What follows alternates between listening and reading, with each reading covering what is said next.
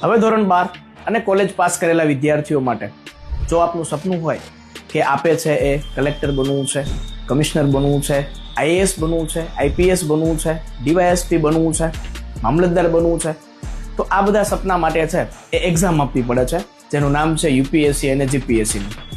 તો વિદ્યાર્થી મિત્રો, તમને એમ થાય કે ભાઈ મારે છે એ આટલી નાની એવી ઉંમરની અંદર મેં 12 અને કોલેજ પાસ કરેલું છે, તો અત્યારથી છે મારે તૈયારી કેમ કરવી, કઈ બુકનું વાંચન કરવું જોઈએ, સ્ટ્રેટેજી શું હોવી જોઈએ, કયા કયા મટીરિયલ વાંચવા જોઈએ અને કઈ રીતે વાંચવું જોઈએ.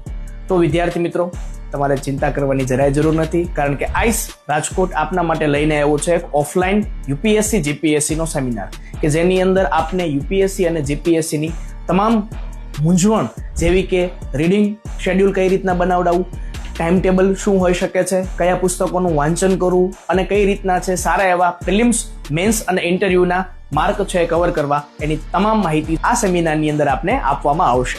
મિત્રો, આ સેમિનાર તારીખ 17/5/2024 રવિવારના રોજ સવારે 9:30 થી 1 દરમિયાન યોજાવાનો છે. તો આ સેમિનારની અંદર ભાગ લેવા માટે અત્યારે જ નીચે આપેલ લિંક ઉપર ક્લિક કરો. અને હા, આ સેમિનારમાં ભાગ લેનારને દરેક વિદ્યાર્થી મિત્રોને સ્ટુડન્ટ કિટ, માહિતી પુસ્તિકા અને 5,000ની કિંમતનો NCERT નો કોર્સ એકદમ ફ્રી આપવામાં આવશે. ધન્યવાદ.